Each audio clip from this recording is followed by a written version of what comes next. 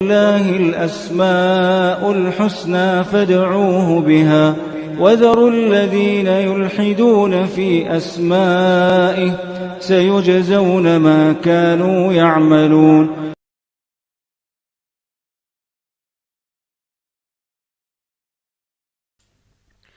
بسم الله الرحمن الرحيم. الحمد لله رب العالمين وبه نستعين وصلى الله وسلم على سيد الأنبياء والمرسلين وعلى آله وأصحابه أجمعين ومن تبعهم بإحسان إلى يوم الدين. اما بعد، اللہ سبحانہ وتعالیٰ کی صفات علیاء میں سے آج جس صفت سے متعلق درس ہوگا وہ ہے اللہ تعالیٰ کی ایک صفت العتاب. میں اس بات کو ہر درس کے آغاز میں بہت ہی تاکیدی طور پر پیش کرتا ہوں تاکہ یہ بات ذہن نشین ہو جائے کہ اللہ سبحانہ وتعالیٰ کی ہم روز بروز یعنی ہر ہفتہ ایک ایک صفت پڑھتے جا رہے ہیں. کہیں ایسا نہ ہو کہ ہم ان قواعد سے پہلو تہی برت کر کے محض ان صفات کو پڑھتے جائیں. میں یہ بات اس لیے کہتا ہوں کہ ہم ہندوستان میں رہتے ہیں، بر صغیر کے جو مسلمان ہیں ان میں بڑی تعداد وہ ہے علمی نقطہ نظر سے اللہ تعالیٰ کی صفات میں تعویل کرتے ہیں. جو عامت الناس ہیں انہیں تو یہ بھی پتہ نہیں ہے کہ تعویل کیا چیز ہوتی ہے، وہ بالکل سیدھے سادے ہیں. لیکن ہم جس انداز میں اللہ تعالیٰ کی صفات کو ایک کے بعد ایک پیش کر رہے ہیں، اس کے لیے ضروری ہے کہ اللہ سبحانہ وتعالیٰ کی صفات سے متعلق اہل السنہ نے جو قواعد بتائے ہیں اس پر بھی ایک نظر ہو، اس کو بھی سنیں، جو ہم نے بہت پہلے تقریباً 2-3 سال پہلے دے چکے ہیں. تو آج جو صفت پڑھی جائے گی، معلوم کی جائے گی اللہ سبحانہ وتعالیٰ کی، وہ ہے العتاب. العتاب اس کے جو بنیادی معنی ہیں عربی زبان میں پہلے وہ معلوم کر لیتے ہیں انشاءاللہ. پھر اللہ سبحانہ وتعالیٰ کے لیے یہ صفت کس اعتبار سے بتائی گئی ہے احادیث میں وہ بھی آپ کے سامنے رکھوں گا. چونکہ عربی زبان کا لفظ ہے تو اس کا جو بنیادی معنی ہے وہ ہمیں جاننا ضروری ہے. کیونکہ اردو زبان میں ہم جو استعمال کرتے ہیں، جیسے کہ اللہ تعالیٰ نے عتاب نازل کیا، اللہ تعالیٰ نے ان پر غصہ کیا، اللہ سبحانہ وتعالیٰ نے ان پر اپنی پھٹکار نازل فرمائی، تو ہم اردو زبان کو سامنے رکھ کر کے وہ بنیادی چیزیں نہیں لے سکتے کہ بالضبط اللہ تعالیٰ کی اس صفت کا یہاں کیا معنی ہے. کیونکہ عربی زبان میں ہے ہماری شریعت، تو عربی زبان کی جو گہرائی ہے، جو باریکیاں ہیں، وہ جاننا ہمارے لیے ضروری ہے. ایک قدیم لغوی ہیں اور بہت ہی عمدہ اور زبردست جلیل القدر عالم دین ہیں، احمد ابن فارس رحمہ اللہ. 4 صدی ہجری کے ہیں، 395 ہجری سے وفات ہے، یعنی 4 صدی ہجری کے بالکل اواخر میں انتقال ہوا آپ کا. ان کی ایک کتاب ہے، قاموس ہے، معجم عربی زبان کی لغت پر، مقاییس اللغہ. اس میں جو عتبہ جو فعل ہے اس کا معنی انہوں نے یہ بتایا کہ عربی زبان میں عتبہ جب کہتے ہیں تو عتبہ کئی معنی میں استعمال ہوتا ہے، مختلف معانی، لیکن اس کا جو ماحصل ہے وہ یہ ہے کہ یرجع الی الصعوبہ. سب معانی میں مشترکہ جو چیز ہے وہ ہے صعوبت، ایک ٹھوس چیز، ایک سخت چیز، ایک مضبوط چیز. یعنی کسی طور پر بھی استعمال ہو، چاہے وہ کلام میں ہو چاہے وہ کسی اور چیز میں ہو. یعنی عتبہ کا فعل جہاں بھی استعمال ہوتا ہے یا بطور اسم کے استعمال ہوتا ہے، کسی بھی معانی میں اس کے اندر ایک سختی کا معنی آتا ہے، چاہے وہ کلام کے اندر استعمال ہو چاہے وہ کسی چیز کے لیے کہا جائے. مثال کے طور پر عربی زبان میں العتبۃ، صحیح بخاری کا لفظ ہے، کتاب احادیث الانبیاء میں حدیث ابن عباس. العتبۃ کہتے ہیں اس دہلیز کو جو عام زمین جو ہوتی ہے اس کے بعد گھر کی طرف آنے کے لیے جو ایک سخت حصہ بنایا جاتا ہے کچھ اونچائی کے ساتھ، جیسے ہمارے پاس سیڑھیاں وغیرہ ہوتی ہیں، تو اس کو جو ہے العتبہ کہتے ہیں. مقصود یہ ہے کہ اس کے اندر کی جو سختی ہے، جو نمایاں کرنے والی چیز ہے، اس بنیاد پر اس کے لیے وہ نام پڑا العتبۃ. تو عربی زبان میں عتبہ یا اعتبہ کہتے ہیں یعنی جو دلوں میں ذرا سی جو سختی آ جاتی ہے، خلوص جہاں ختم ہو جاتا ہے، تعلقات جہاں کمزور پڑ جاتے ہیں، تو ایک شخص سے ناراضگی کا اظہار کرتا ہے کہ میرے تعلقات میں خلوص کی کمی کہاں سے آ گئی تمہارے اندر. تو یہ جو اسلوب ہوتا ہے نا، اسی کے لیے عتبہ کا لفظ آتا ہے عربی زبان میں. جب اللہ سبحانہ و تعالیٰ کے لیے عتبہ کا لفظ آئے گا تب آپ کو یہ بات واضح ہوگی انشاءاللہ۔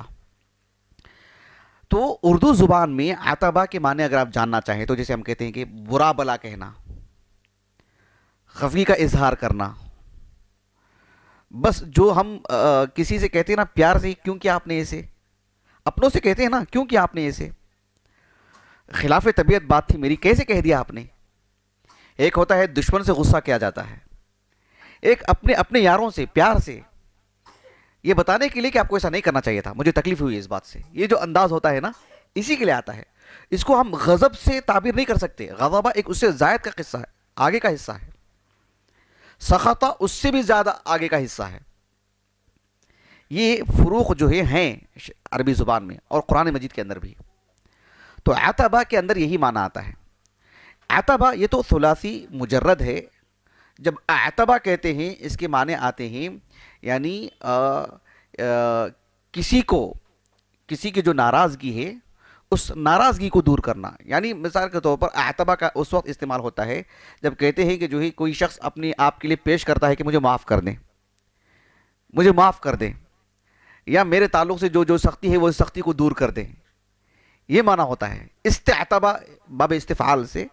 اس کی معنی آتی ہے معافی مانگنا، کسی کو منا لینا، روٹھے ہوئے شخص کو منانا۔ جیسے کہ دیکھو اللہ رب العالمین نے قرآن مجید میں فرمایا سورۃ فصلت میں فَإِن يَصْبِرُوا فَالنَّارُ مَثْوًى لَهُمْ وَإِن يَسْتَعْتِبُوا فَمَا هُمْ مِنَ الْمُعْتَبِينَ۔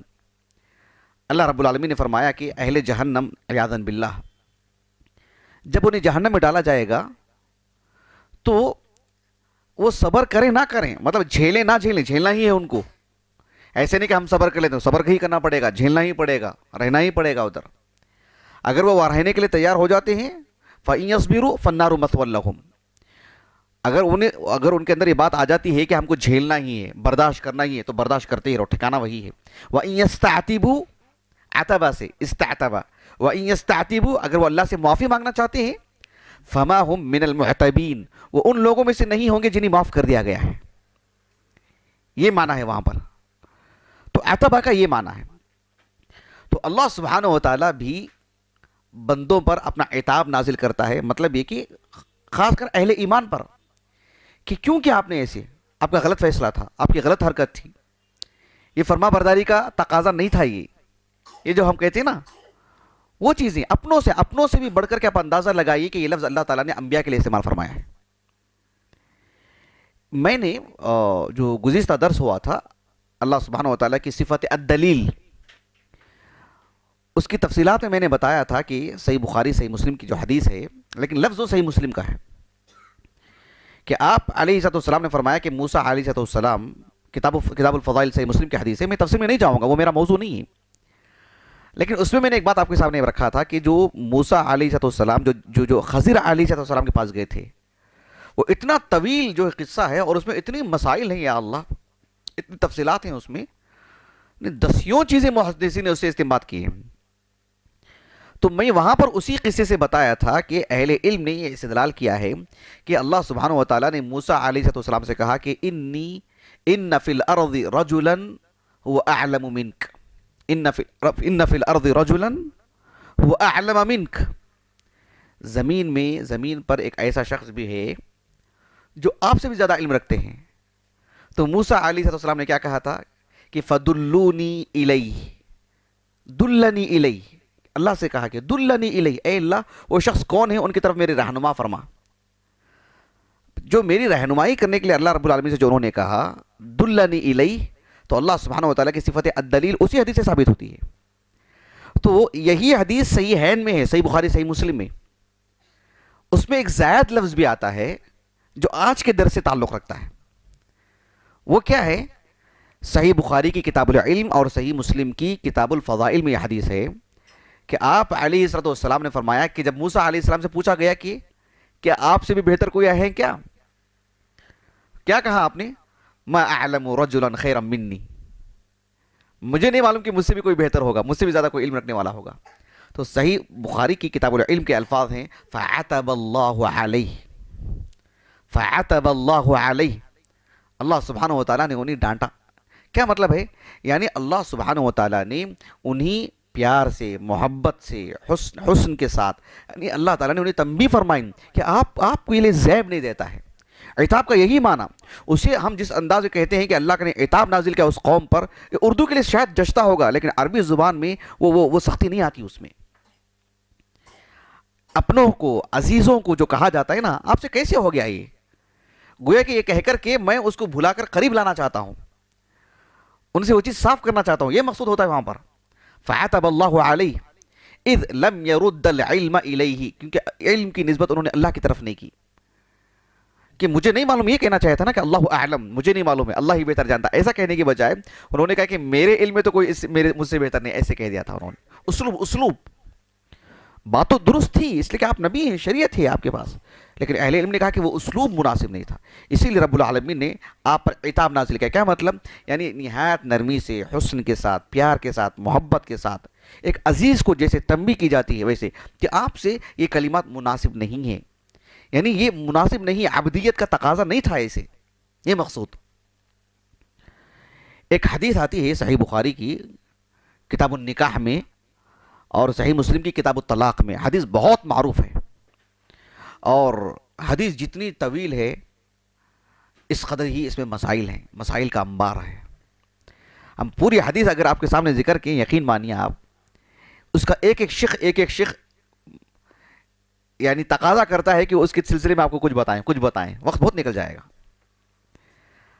ہے حدیث بہت طویل، صحیح بخاری کی متعدد کتابوں میں ہے، وہ کتاب النکاح میں بھی ہے، صحیح مسلم کی کتاب الطلاق میں، وہ جو سورۃ التحریم میں ہے اس میں بھی میں نے بہت تفصیل سے اس کا ذکر کیا ہے۔ یا ایھا النبی لما تحرم ما احل اللہ لک تبتغی مرضات ازواجک واللہ غفور رحیم قد فرض اللہ لکم تحلۃ ایمانکم واللہ مولاکم وہو العلیم الحکیم۔ تو اس میں معلوم ہے نا کہ آپ علیہ السلام زینب رضی اللہ عنہا کے گھر جایا کرتے تھے، میں تفصیل میں نہیں جاؤں گا کیونکہ میں وہ سب قصہ سناؤں گا تو اصل موضوع جو جز ہے میرا وہ فوت ہو جائے گا، وہ ذہن نشین ہو نہیں پائے گا، یہ اس کا ڈر ہے مجھے۔ تو میں یہاں یہ کہنا چاہ رہا ہوں کہ آپ علیہ السلام نے ایک مناسبت سے اپنے 9 کے 9 بیویوں کے ساتھ قسم کھا لی کہ 1 ماہ تک میں ان کے ساتھ نہیں رہوں گا۔ یعنی آپ علیہ السلام نے جب زینب رضی اللہ عنہا کے گھر جایا کرتے تھے، نئی دلہن تھی وہ، اور آپ علیہ السلام ان کے پاس جا کر کے شہد پیا کرتے تھے، تو ایک تدبیر اپنائی گئی ام المومنین عائشہ اور دیگر ازواج مطہرات کی طرف سے کہ آپ کے تعلق سے کچھ ایسا معاملہ کیا جائے کہ جس سے آپ وہاں پر زیادہ دیر تک نہ رہیں، شہد پینے کے معاملے کو لے کر۔ آپ علیہ السلام سے کہا کہ آپ کی زبان سے ایک خاص طرح کی پھل کی بو آ رہی ہے، اور اللہ کے رسول کو چیز قطعاً پسند نہیں تھی، آپ نے کہہ دیا کہ آپ سے میں وہ نہیں پیوں گا میں۔ تو اللہ نے کہا کہ یا ایھا النبی لما تحرم ما احل اللہ لک، جو اللہ نے آپ کے لیے حلال کیا آپ کیوں حرام کرتے ہیں اس کو؟ یہاں اللہ تعالیٰ نے آپ پر عتاب نازل فرمایا۔ وہ عتاب کیا ہے آپ کو اس عربی زبان کے اس اسلوب میں سمجھنا پڑے گا، کیونکہ حدیث کا لفظ ہے، یہ ایک طویل واقعہ ہے۔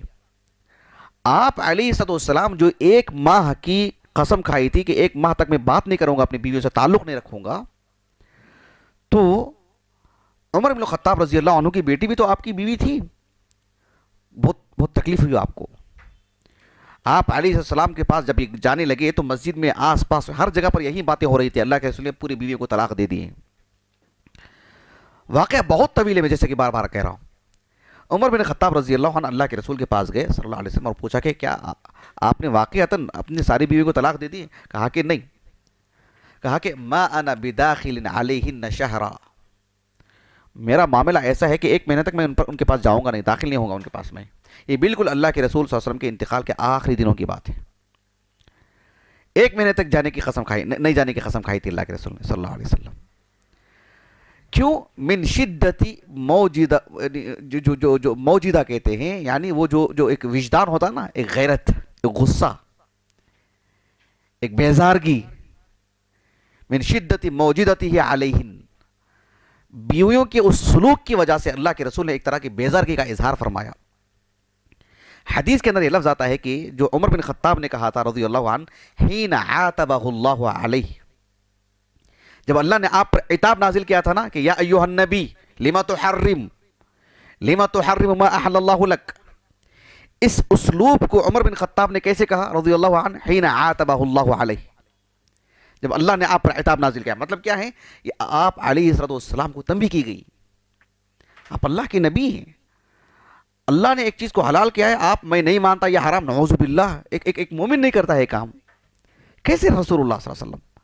آپ نے اجتناب کیا، اس سے کہا کہ اب سے میں اس کو نوش نہیں فرماؤں گا، اب سے میں نہیں پیوں گا اس کو، اب سے میں اس چیز کے قریب نہیں جاؤں گا.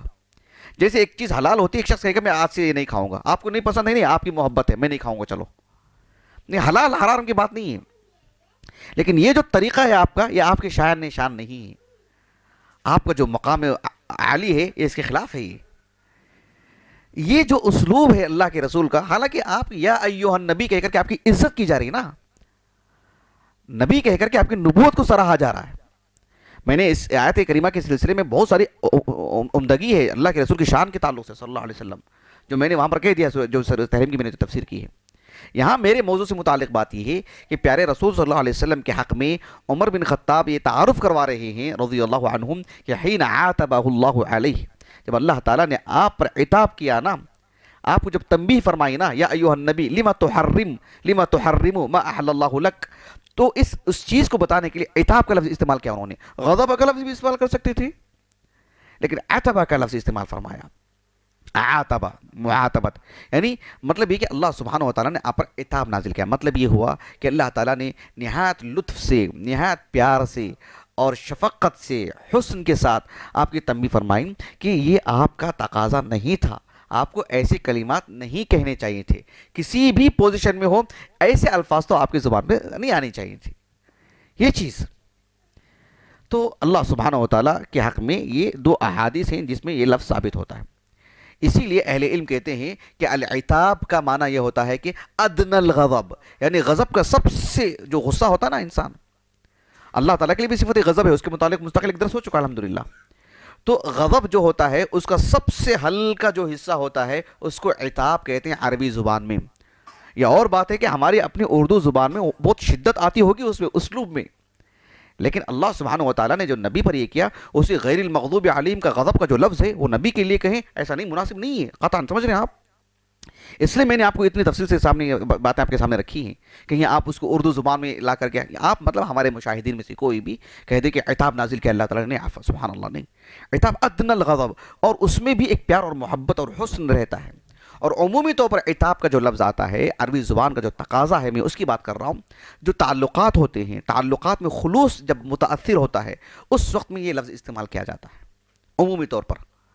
بہرحال اللہ سبحانہ وتعالیٰ کے لیے یہ صفت جو ہے مستعمل ہے.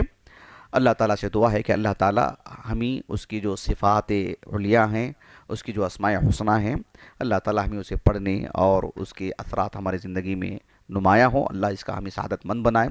سبحانک اللہم و بحمدک، اشہد ان لا الہ الا انت، استغفرک و اتوب الیک.